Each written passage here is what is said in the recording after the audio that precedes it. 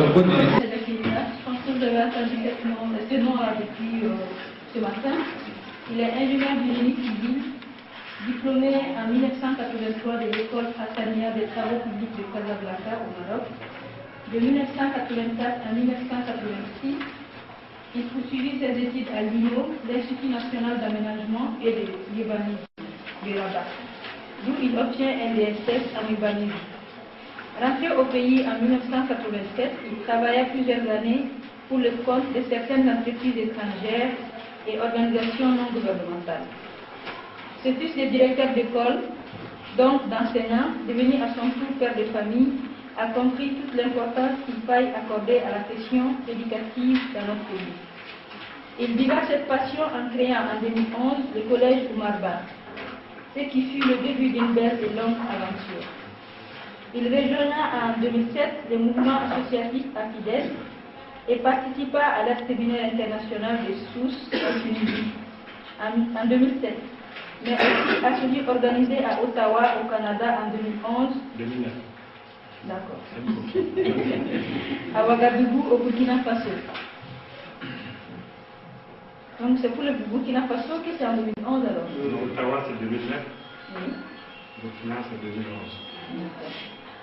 Il s'inscrit sur recommandation d'AFIDES à l'université Senghor d'Alexandrie pour préparer un Master 2 en gestion des systèmes éducatifs. Il obtient cette distinction de formateur en 2013 en soutenant son projet professionnel sur le thème « Comment améliorer le leadership des directions d'école » cas des directeurs du CAP de Bozola. Nous allons donc maintenant lui donner la parole pour sa communication. Moi je retiens la dame, je suis très fier et heureux parce qu'on dit que c'est le fils d'un enseignant, donc naturellement tout le monde va être content. Même si les plus jeunes ne veulent plus de ce métier-là. On fait un peu comme ça.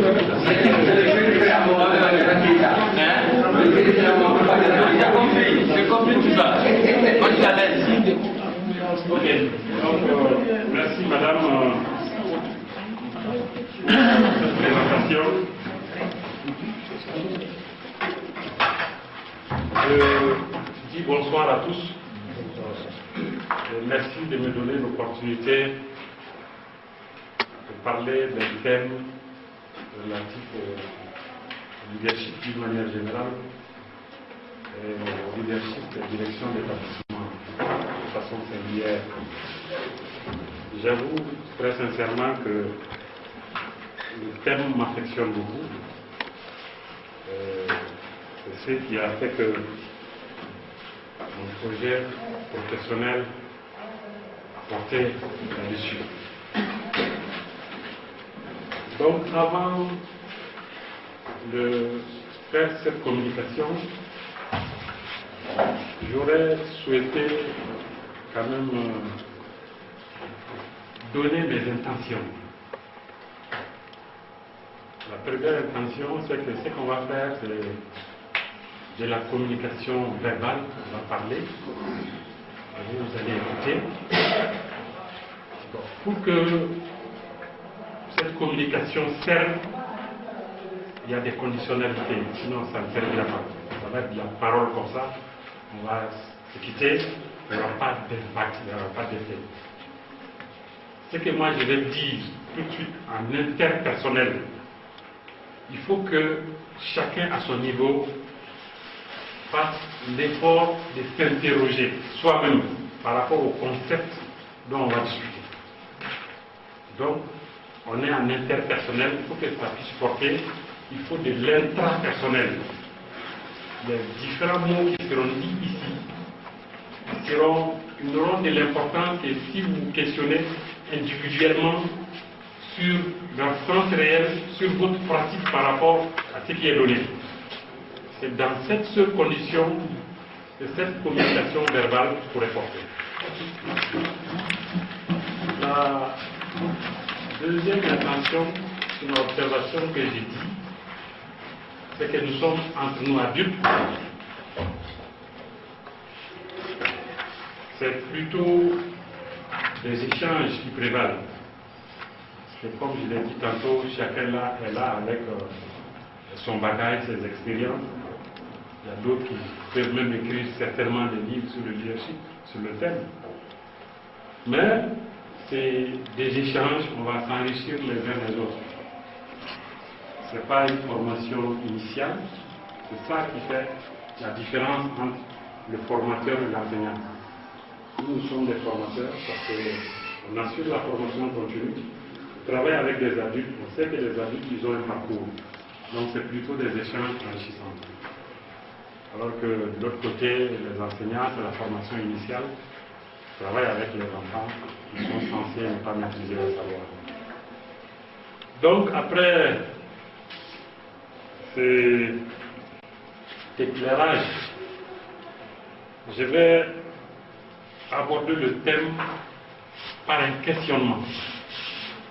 J'ai préparé en fait 5 questions, mais vous allez vous rendre compte qu'on peut naturellement poser davantage, naturellement. Mais 5 questions qui vont nous permettre un peu de faire le développement qui va suivre. Donc ces questions, ce serait l'objet de la première diapo.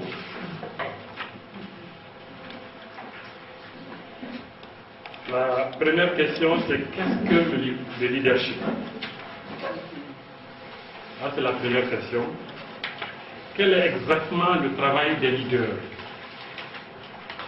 Là, c'est la deuxième question. Quels sont les différents types de leaders? Là, c'est la troisième question. Quel rôle joue le leadership dans le contexte de l'éducation? C'est la quatrième question. Quels sont les domaines d'exercice du leadership en milieu scolaire? C'est la cinquième question. Donc la communication va porter un peu sur une réponse sur les 5 questions. Définition du leadership. D'après Wikipédia, c'est une encyclopédie virtuelle sur le net qui peut permettre des améliorations de tous ceux qui interviennent sur les ressources. Donc d'après Wikipédia, le leadership vient de l'anglais leader et peut être défini comme la capacité d'un individu à influencer, à motiver et à rendre les autres capables de contribuer à l'efficacité et au succès des organisations dont ils sont membres. Très très important cette définition. La capacité d'un individu à influencer, à motiver et à rendre les autres capables de contribuer à l'efficacité et au succès des organisations dont ils sont membres. Certaines relations d'un individu avec le groupe nécessitent réciproquement des rapports de confiance. Donc naturellement, le leader a besoin dans sa communauté d'avoir un rapport de confiance avec ses membres. Pour le psychologue américain contemporain, Robert Steber, le leadership et la créativité sont intimement liés. Le leadership et la créativité. Parce que qui parle de créativité parle d'esprit critique. Les Européens, ils sortent ce mois-là un portable. S'ils pensaient que ce portable qu'ils ont mis sur le marché, s'ils pensaient qu'ils étaient parfaits, ils n'allaient pas encore améliorer. Donc ils ont constamment cet esprit critique, tout ce qu'on produit est imparfait. Et nos enseignants aussi en classe, ils doivent développer le même type de relation avec le savoir. Le savoir, ce n'est pas de la croyance. Ce qui est enseigné aujourd'hui est dépassé complètement dans 2, 3, 4 ans. Donc, c'est important de garder constamment cet esprit critique. Si même on veut devenir un bon enseignant. Donc, rapport lien étroit entre leadership et créativité. D'une part, la créativité est une forme de leadership. Et d'autre part, une des composantes du leadership est la créativité. Avec les questions, on pourra s'étendre sur ces aspects. Dans cette hypothèse, le leadership est une gestion créative. Donc le leader est constamment buté à des problèmes, comme les gestionnaires de nos cellules. Constamment, il y a des problèmes dans le fonctionnement. Mais constamment, le leader doit chercher la solution. Ce n'est pas facile. C'est ça le rôle du leadership. Quand il y a des problèmes, le leader s'affirme par la créativité. Jacques Welch, manager nord-américain, dans son ouvrage Mes conseils pour réussir, définit le leader comme une personne en position d'autorité qui aide les membres de son équipe à progresser pour atteindre les objectifs fixés. Dans le même sens, Ken Blanchard estime dans son livre Comment développer son leadership que le leader n'est pas là pour commander, ni pour lui-même. Il est là pour servir ceux avec qui il travaille. Au niveau de l'espace scolaire, l'Institut de leadership en éducation d'Ontario, parce qu'au Canada, il y a tout un institut pour le leadership en éducation. Vous êtes des leaders scolaires, au Canada, on vous envoie périodiquement dans un institut comme ça pour faire votre formation des modules sur le leadership. Il y a tout un institut spécialisé pour la formation du leadership. Au niveau de l'espace scolaire, l'Institut de leadership en éducation d'Ontario au Canada estime qu'appliquer les leçons de leadership revient à mener les actions avec détermination pour l'atteinte des objectifs pédagogiques prédéfinis et obtenir des résultats concrets. Ce faisant, l'efficacité du leadership est apparue comme l'un des éléments fondamentaux requis pour continuer et renforcer les améliorations à l'échelle du système.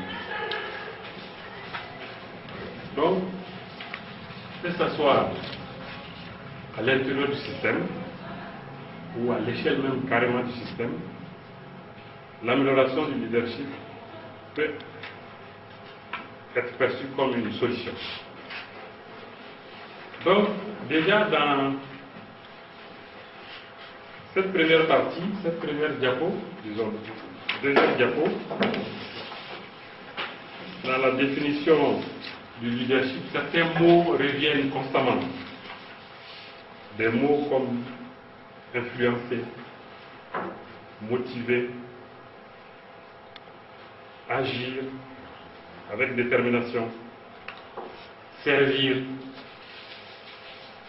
objectif fixé. Donc c'est des mots qui sont très très importants. Ce n'est pas seulement des mots vides comme ça. Nous sommes en janvier 2015.